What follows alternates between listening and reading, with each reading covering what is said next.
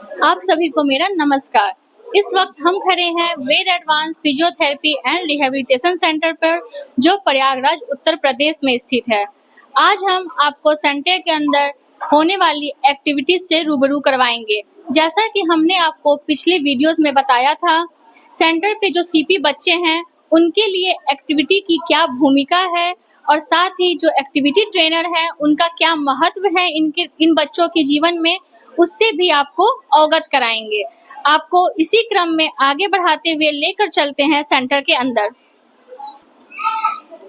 अब हम आपको सेंटर के पहले उपकरण से अवगत कराते हैं, जिसे हम पैडलर बार के नाम से जानते हैं।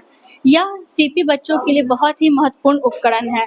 हम सभी जानते हैं कि जो सीपी बच्चों के पैरों में बहुत अधिक टाइटनेस होती है और इस टाइटनेस के कारण वो बच्चे कैचूनुमा पैर कर चलते हैं, जिसे हम मेडिकल टर्म में सीजर्स गेट के नाम से भी जानते हैं। जिन बच्चों को पैर में सीजर्स गेट होते हैं, पैडल बार में चलने से उन बच्चों के चाल में भी सुधार आता है और पैरों की टाइटनेस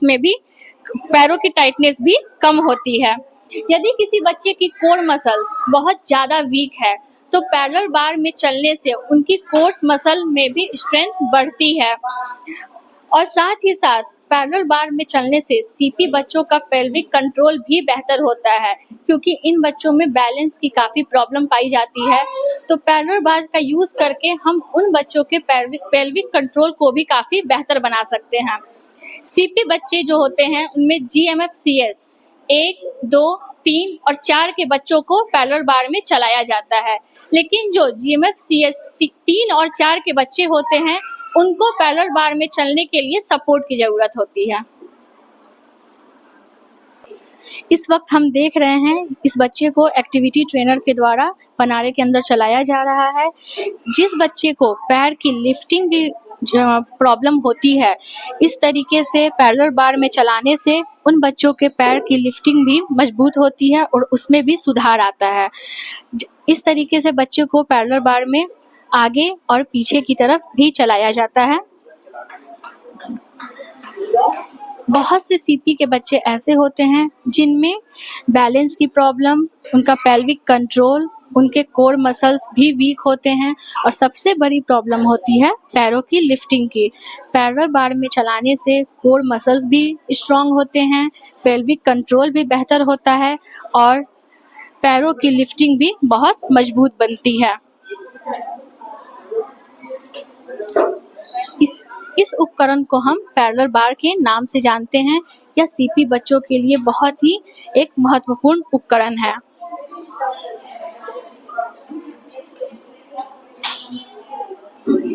जिस तरीके से आप देख सकते हैं, जो बच्चे अपने कमर का बैलेंस नहीं बना पाते हैं, एक्टिविटी ट्रेनर उनके कमर को पकड़कर बच्चों को इस तरीके से चलवाते हैं।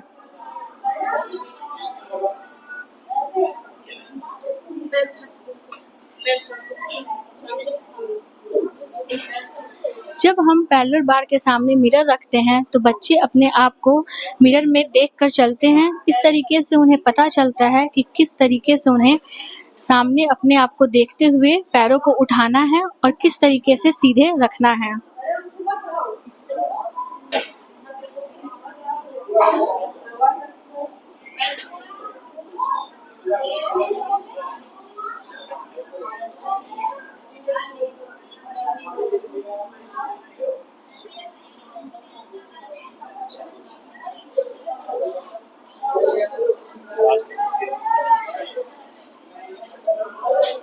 सीपी बच्चों के लिए पैडल बार एक बहुत ही उपयोगी उपकरण है। इस तरीके का पैडल बार आप अपने घर पे भी बनवा सकते हैं, जिससे आपके बच्चे को अधिक से अधिक लाभ मिले।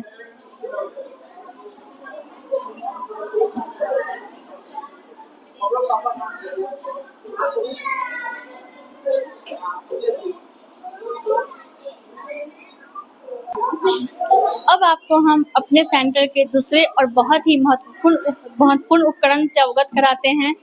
ये है ट्रेडमिल। ट्रेडमिल हायर एक्टिविटीज़ के अंतर्गत आता है। जब ट्रेडमिल पे हम बच्चे को चलवाते हैं तो ये बच्चे की लोअर लिम्ब को मजबूती प्रदान करता है। मैं कैमरामैन से चाहूँगी कि वो ट्रेडमिल पे जो बच्चा चल रहा है उनकी तरफ फोकस करें और दिखाएं कि किस तरीके से बच्चों को ट्रेडमिल पे चलवाया जाता है। जब हम ट्रेडमिल पे बच्चों को चलवाते हैं तो जो भी उनके कमर के नीचे का पोर्शन होता है उसकी मसल्स को, यानी कि लोअर लिम्ब की मसल्स को ये इंक्रीज करता है। साथ ही साथ सीपी बच्चों में बैलेंस की प्रॉब्लम और कोऑर्डिनेशन की प्रॉब्लम बहुत ही देखने को मिलती है। जब ट्रेडमिल पे बच्चे को इस तरीके से चलवाया जाता है तो उन बच्चों के बैलेंस में भी इम्प्रूवमेंट होती है और उनका जो कोऑर्डिनेशन होता है वो भी ट्रेडमिल इम्प्रूव करता है। जो बच्चे अपने पैरों को स्वयं से लिफ्ट नहीं कर पाते, जब वो ट्रेडमिल पे अपने हाथों से पकड़ते हैं और उनके पैरों को उठाकर हमारे एक्टिविटी ट्रेनर के द्वारा रखवाया जाता है तो उन्हें ये पता चलता है कि उनके पैर किस तरीके से उन्हें लिफ्ट करने हैं। और जब हम ट्रेडमिल पे बच्चों को चलवाते हैं तो उन बच्चों के पैरों की लिफ्टिंग पावर भी इम्प्रूव होती है। साथ ही साथ एक बात हम आपको बताते चले कि जितने भी सीपी के बच्चे हैं उन सभी में कोर जो मसल्स होती है वो काफ़ी वीक होती है। सेंटर पे जितने भी उपकरण दिखाए गए हैं वो सभी उपकरण सीपी बच्चों के कोर मसल्स को स्ट्रेंथ प्रदान करते हैं। सबसे महत्वपूर्ण बात यह है कि जब बच्चा ट्रेडमिल पर चलता है तो उसके सांसों में तेजी आती है, वो बहुत तेजी से सांसें लेते हैं और तेजी से सांस लेने पे जो बच्चों के फेफड़े होते हैं वो स्वस्थ रहते हैं। इस तरीके से हम यह भी कह सकते हैं कि ट्रेडमिल बच्चों के लंग्स पावर को बहुत ही मजबूत करता है। जितने भी सीपी के जीएमएफसीएस के 1, 2 और 3 के बच्चे हैं उनको ट्रेडमिल चलवाया जा सकता है, लेकिन जो जीएमएफसीएस 3 के बच्चे होते हैं उनको सपोर्ट की ज़रूरत होती है।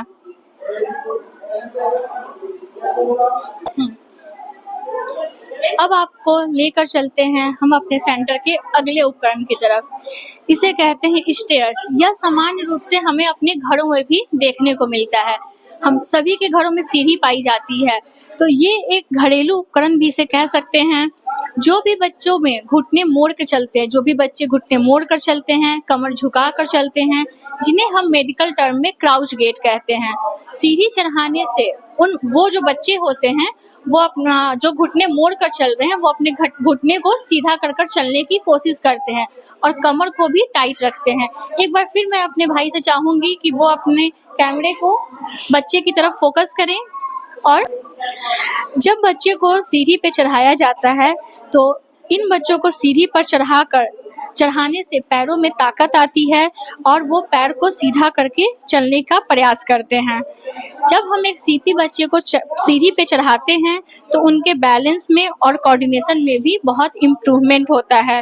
साथ ही जैसा मैंने आपको बताया था कि जो भी उपकरण हम यूज़ कर रहे हैं इन बच्चों के लिए वो सीपी बच्चों की कोर मसल्स को बहुत ही स्ट्रेंथ प्रदान करता है। साथ ही साथ जिन बच्चों में पैर लिफ्टिंग की प्रॉब्लम होती है, वो स्वयं से पैर उठाकर नहीं रख पाते, सीढ़ी चढ़ाते वक्त उनको सिखाया जाता है कि किस तरीके से अपने पैरों को लिफ्ट करना है।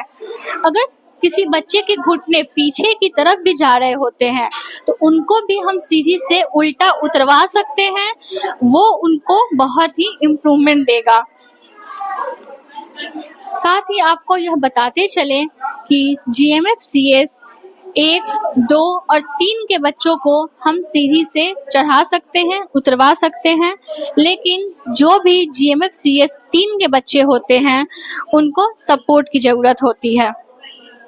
जैसा कि आप देख रहे हैं, जब बच्चा स्वयं से नहीं सीखता तो हमारे एक्टिविटी ट्रेनर की मदद मिलती है उनको और वो बच्चे को सिखाते हैं कि किस तरीके से सीढ़ी चढ़ा सकते हैं और किस तरीके से हम सीढ़ी से उतर सकते हैं। अभिभावकों को भी इस बात का विशेष रूप से ध्यान रखना चाहिए कि घर पे आपके सीढ़ी मौजूद होती है तो आप अपने घर पे ये एक्टिविटी बहुत आसानी से करवा सकते हैं।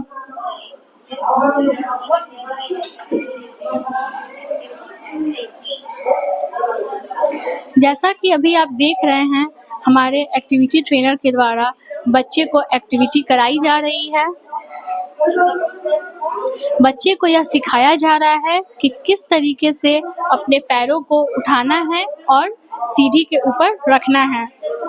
सीढ़ी चढ़ाने का बहुत ही अच्छा इम्प्रूवमेंट दिखने को मिलता है और यह बच्चे के बैलेंस को, कोऑर्डिनेशन को बहुत ही बेहतर बनाता है।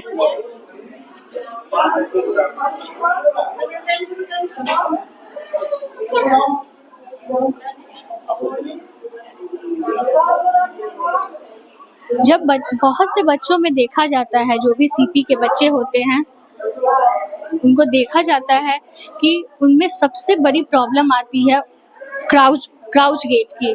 क्राउच गेट का मतलब होता है कि घुटने को मोड़ कर चलना, कमर को झुका कर चलना। अभी हम आपको दिखाते हैं कि किस तरीके से बच्चों को इंस्ट्रक्ट किया जाता है।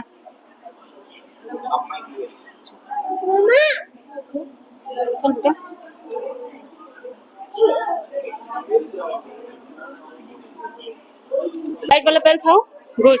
चलो अब लेफ्ट उठाओ, वेरी गुड। हाँ चलो अब लेफ्ट वाला पैर उठाओ, ऊपर उठाओ, गुड।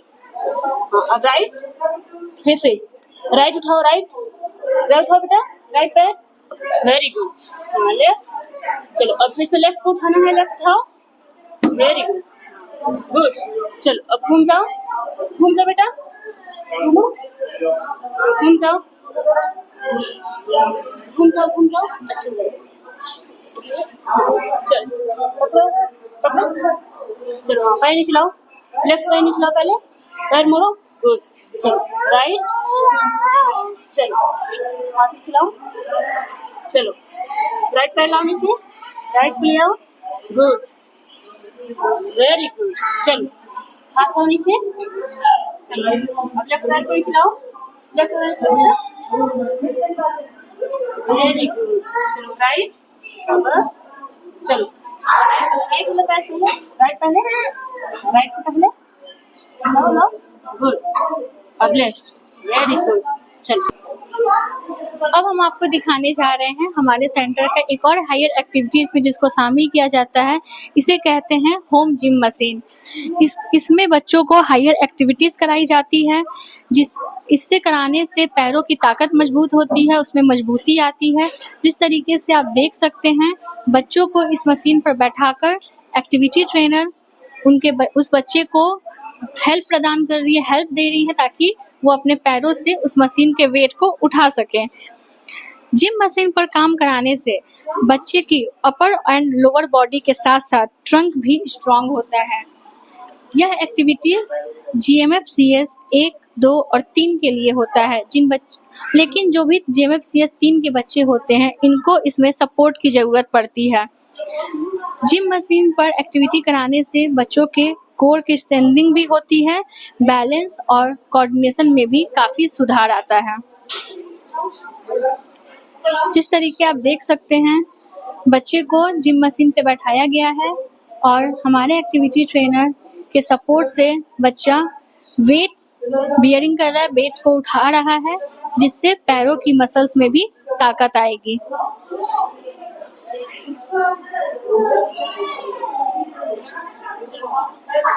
चूंकि यह हायर एक्टिविटीज के अंतर्गत आता है, इसीलिए हम छोटे बच्चों को नहीं करा सकते। जो बच्चे बड़े हो जाते हैं, उन बच्चों को यह एक्टिविटीज कराई जाती है।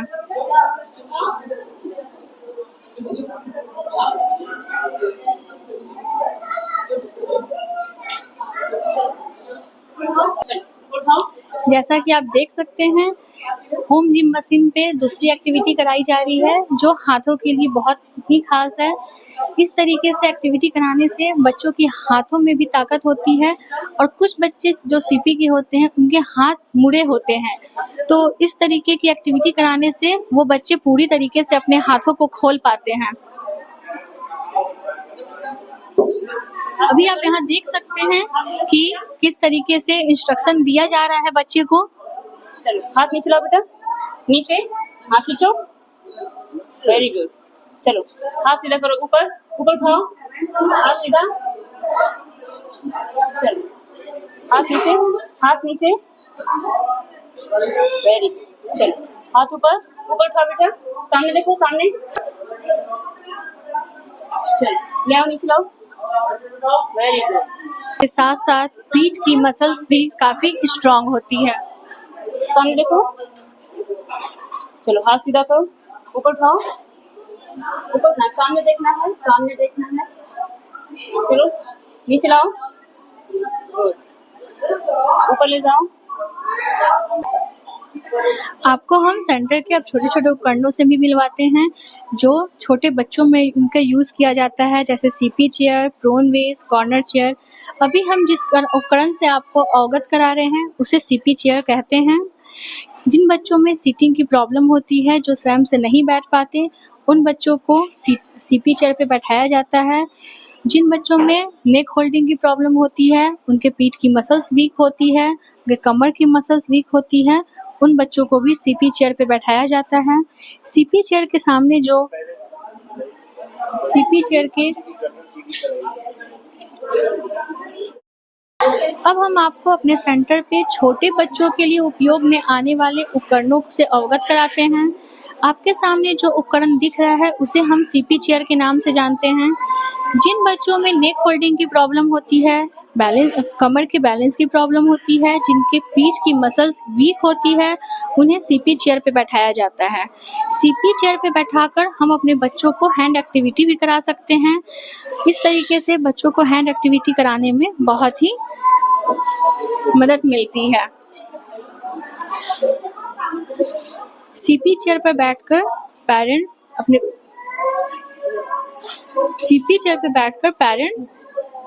अपने बच्चों को हैंड एक्टिविटी करा सकते हैं। सामने उन्हें कोई खिलौना दे सकते हैं, उससे उनसे बातें कर सकते हैं, जिससे बच्चे आपके तरफ अट्रैक्ट होंगे। और अपने खिलौनों को अगर हम बच्चे के नेक के थोड़ा ऊपर रखते हैं, तो बच्चे उन्हें देखने के लिए अपनी गर्दन को ऊपर की तरफ उठाते हैं, जिससे उनके नेक होल्डिंग में काफ़ी मदद मिलती है और इम्प्रूवमेंट आता है।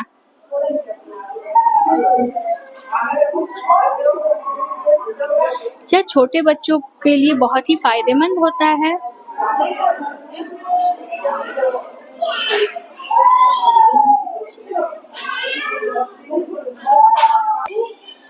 जिस उपकरण को अभी आप देख रहे हैं, उसे हम कॉर्नर चेयर के नाम से जानते हैं।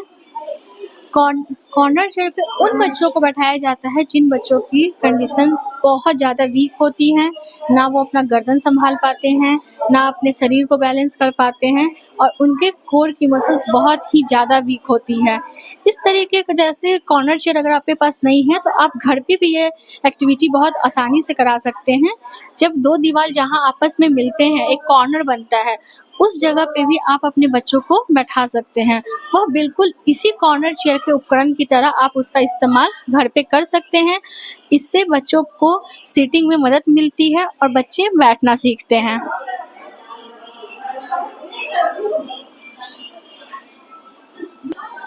ये है प्रोन वेज पे बच्चे को लेटाया गया है। प्रोन वेज नेक होल्डिंग के लिए बहुत ही अच्छा उपकरण है।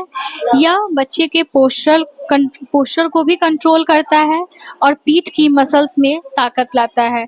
जिन बच्चों के कंधे कमज़ोर होते हैं, उनके गर्दन की ताकत कमज़ोर होती है, उनके लिए प्रोन वेज एक बहुत ही अच्छा उपकरण है। इसमें हम बच्चे को सीधा लेटाते हैं और बेल्ट की मदद से उन्हें बांध कर रखते हैं। इस प्रोन वेज पे लेटाने से बच्चे की जो गर्दन नेक होल्डिंग होती है, वो बहुत अच्छी आती है, उनके पोस्चर का कंट्रोल अच्छा होता है। साथ ही जैसा मैंने आपको बताया, उनके पीठ की मसल्स, कंधे और गर्दन की मसल्स में भी बहुत इम्प्रूवमेंट होता है।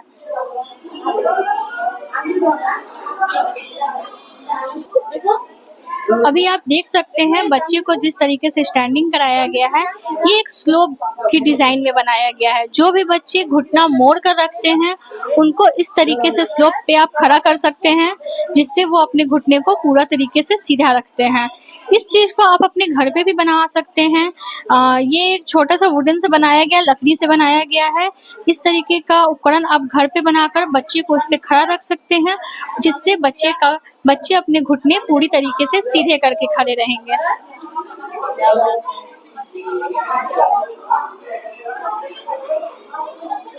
अगर बच्चा खुद से स्वयं से खड़ा नहीं होता है, तो आप उसके घुटने को दबा कर रखें। अगर बच्चा आपको सपोर्ट कर रहा है, खड़ा हो सकता है, तो आप उसे स्टिक दे सकते हैं दोनों तरफ, ताकि बच्चा स्टिक के सहारे अपने घुटने को टाइट कर कर खड़ा हो सके। जैसा कि अभी हमने आपको अपने सेंटर पर उपस्थित सभी उपकरणों से अवगत कराया, जो हमारे बच्चों के लिए बहुत ही महत्वपूर्ण हिस्सा होता है इनकी लाइफ का। इसमें हायर एक्टिविटीज़ के भी उपकरण थे, छोटे बच्चों के लिए भी उपयोगी उपकरण थे। कुछ उपकरणों के सामने आपने देखा होगा मिरर लगाया गया है। जैसे हम बात करते हैं ट्रेडमिल की, ट्रेडमिल के सामने मिरर लगाया गया है। तो मिरर का यूज़ क्या है? मिरर को हम बच्चों के लिए बायो फीडबैक के रूप में काम करता है। बायो फीडबैक का मतलब, बायो का मतलब होता है जीवन और फीडबैक का मतलब होता है उससे मिलने वाला संदेश। तो जब बच्चे मिरर के सामने चलते हैं, ट्रेडमिल पे चलते हैं या फिर पैरेलल बार में चलते हैं, तो फिर बच्चे अपने स्वयं को देखते हैं चलते हुए। तो उस मिरर में जब स्वयं को वो देखते हैं तो उनके पोस्चर में कुछ गलतियाँ होती है, जिसको थेरेपिस्ट बताते हैं या एक्टिविटी ट्रेनर बताते हैं। तो उस गलत पोस्चर को देखकर बच्चे उस पोस्चर को स्वयं से सही करने की कोशिश करते हैं। और जब बच्चे स्वयं को देखकर कोई एक्टिविटी करते हैं तो उन्हें वो देखकर खुशी भी मिलती है, उन्हें अच्छा लगता है कि हाँ, ये काम मैं कर सकता हूँ। तो मिरर का रोल बच्चों की एक्टिविटीज़ में बहुत ही महत्वपूर्ण है। चलिए इसी क्रम को आगे बढ़ाते हुए हम आपको लेकर चलते हैं अपने सेंटर के एक्टिविटी ट्रेनर के पास और उनसे करते हैं बातचीत और आपके सामने पेश करते हैं उनसे बातचीत के कुछ खास अंश। अभी हमारे साथ बैठे हैं हमारे Ved advance physiotherapy and rehabilitation centre के एक्टिविटी ट्रेनर। तो आइए आपको मिलाते हैं एक्टिविटी ट्रेनर से और जानते हैं उनका परिचय। हेलो मैम, सबसे पहले अपना परिचय दीजिए। जी, मेरा नाम ममता यादव है। मैं बीपीआरसी में एक्टिविटी ट्रेनर का काम करती हूँ। जैसा कि अभी हमने अपने दर्शकों को बताया कि मिरर का क्या यूज़ होता है, जब बच्चों को एक्टिविटी कराई जाती है तो वो बच्चों के लिए मिरर का क्या फ़ायदा है। तो क्या उस मिरर का यूज़ एक्टिविटी ट्रेनर के लिए या थेरेपिस्टों को भी उसका कुछ फ़ायदा है? जी जी हाँ, बिल्कुल है। जैसे अगर हम मिरर में देख के काम करा रहे हैं तो हम पीछे हैं बच्चे के, तो पीछे का तो हम देख रहे हैं, उसका पीछे का पैर जो है, अगर ट्रेडमिल के सामने मिरर लगा हुआ है तो पीछे का पोस्चर हमको दिखता है, हम देख पा रहे हैं, लेकिन आगे का नहीं दिखता है। उसके लिए हम मिरर लगाए हुए हैं ताकि हम आगे का भी पोस्चर उसका देख सकें। क्योंकि जब चलवाते हैं तो कभी कभी ऐसा होता है कि बच्चों का पैर बहुत ज़्यादा टाइट होता है तो बच्चे क्रॉस करने की कोशिश करते हैं, वो हमको सही दिखता नहीं है। मिरर होने की वजह से वो सही दिखता है और सामने देखकर हम उसका पंजा, उसका पैर, दोनों का पोस्चर हम सही कर सकते हैं, इसलिए मिरर लगाया गया है सामने। जी बिल्कुल। अच्छा, हम ये जानना चाहेंगे कि जो एक्टिविटीज़ बच्चों को कराई जाती है, वह सीपी बच्चों में एक्टिविटीज़ कराने से क्या परिवर्तन देखने को मिलता है? जी, बहुत सारे परिवर्तन होते हैं।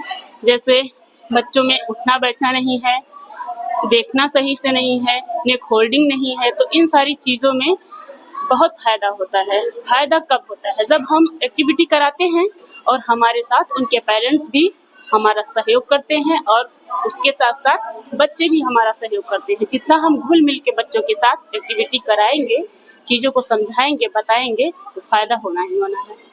जैसे आपने बताया कि अभिभावकों को भी आप उसमें इन्वॉल्व करती हैं, तो बच्चों के जो मोटर कौशल विकास जो होता है वो तेज़ी से हो, इसके लिए आप अभिभावकों से क्या कहना चाहेंगे?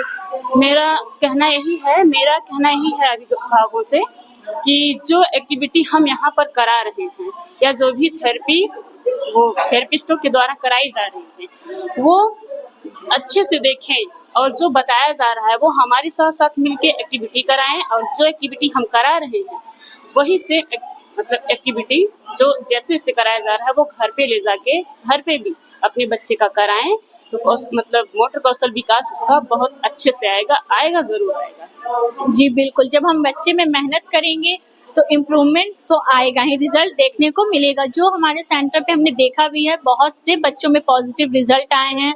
अभिभावकों से जब हमने बात की तो उन्होंने अपने अनुभव में ये चीज़ हमें बताया था कि उनके वो 2 महीने 4 महीने, किन्हीं बच्चों में 1 महीने में भी बहुत अच्छा पॉजिटिव रिजल्ट देखने को मिला है। हमारे दर्शक ये जानना चाहेंगे कि आप अपने बच्चों को जब एक्टिविटी कराती हैं यहाँ के बच्चों को, तो ये कैसे डिसाइड होता है कि किस बच्चे को कौन सी एक्टिविटी करानी है? जी मैम, ये हम नहीं डिसाइड करते हैं। जैसे जो भी बच्चा सेंटर पे आता है, सर हमारे उसकी ओपीडी करते हैं। ओपीडी करने के समय बच्चे को देखते हैं, असेस करते हैं। इसके बाद हमारा जो काम है एक्टिविटी का, उसका प्रोटोकॉल बना के सर हमको देते हैं। क्या क्या करना है बच्चे में, किस चीज़ की बच्चे में ज़रूरत है उसका सारा डिटेल लिखकर हमको दिया जाता है, हम उसी पर काम करते हैं। अच्छा, जैसा आपने बताया कि आप पहले यहाँ के जो डॉक्टर हैं, सीनियर डॉक्टर डॉक्टर वेद राजपूत जी, जब वो बच्चों की ओपीडी करते हैं, उस बच्चे को डायग्नोसिस करते हैं और वो आपको एक्टिविटी तैयार करके देते हैं, बना कर देते हैं और उस पे आप काम करती हैं। ये बताइए हमें कि आपको बीपीआरसी में काम करते हुए कितना समय हो गया? मैं बीपीआरसी जब से स्थापना हुई है इसकी, तब से इसके साथ जुड़ी हुई है। यानी कि आप बहुत लंबे समय से जुड़ी हैं। तो आप अपने अनुभव को हमारे साथ साझा करिए कि बीपीआरसी पे काम करने का कैसा अनुभव रहा है? मेरा अनुभव बहुत अच्छा है और जो भी मतलब बच्चे यहाँ आते हैं, हमारा एक ही लक्ष्य है कि वो बच्चे जो भी अपनी समस्याएं लेकर आते हैं, हम बहुत अपनी तरफ से पूरी 100% कोशिश करते हैं कि उनकी समस्याएं हम कम कर सकें। और वो हमारा एक ही लक्ष्य है कि बच्चे में इम्प्रूवमेंट आए ही आए, चाहे 1 महीने, 15 दिन में, 2 महीने, जितने भी समय बच्चे रुकते हैं, कुछ ना कुछ इम्प्रूवमेंट आना ही आना है। क्योंकि हमारा एक ही लक्ष्य है यहाँ पर काम करने का, जो भी सीपी के बच्चे हैं उनमें हम सुधार लाएं, वो भी समाज तौर तरीकों से जुड़ पाएं, अपना मतलब रहने का तौर तरीका लोगों के साथ जोड़ पाएं, यही हमारा लक्ष्य है। जी बिल्कुल, ये बहुत ही अच्छा लक्ष्य है कि जो भी बच्चे सेंटर पे आएँ वो समाज की मुख्य धारा से जुड़ सके। जैसा कि अभी हम बात कर रहे थे हमारे सेंटर के एक्टिविटी ट्रेनर, आपको बताते चले बहुत से दर्शकों के मन में ये बात आ रही होगी कि एक्टिविटी ट्रेनर की ज़रूरत क्यों? बहुत से ऐसे अभिभावक हैं जो दूर से आते हैं और शायद उनके सपोर्ट में कुछ नहीं होते हैं, वो अकेले आते हैं, अपने बच्चों को लेकर अकेले रह रहे हैं, अकेले सर्वाइव कर रहे हैं। तो बहुत से बच्चे होते हैं जिनमें बैलेंसिंग की प्रॉब्लम होती है, बहुत से बच्चे ऐसे होते हैं जो सपोर्ट भी नहीं करते, आपको कोऑपरेट नहीं करते और अकेले अभिभावक उन बच्चों की अच्छे तरीके से एक्टिविटी नहीं करा पाते। तो अगर एक सेंटर पे एक्टिविटी ट्रेनर मौजूद है, एक्टिविटी ट्रेनर का मतलब क्या होता है? जो एक्टिविटी में आपको ट्रेन कर सके। तो एक्टिविटी ट्रेनर का एक काम होता है कि अभिभावक को भी वो ट्रेनिंग दें, एक्टिविटी कैसे करानी है, सेंटर पे कैसे करानी है, घर पे कैसे करानी है।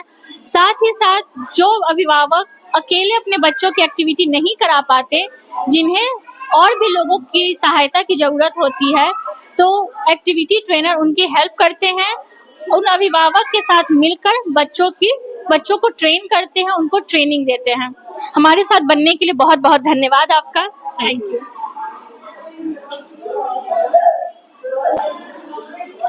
आपका हमारे साथ बने रहने के लिए बहुत बहुत धन्यवाद मैम। Thank you.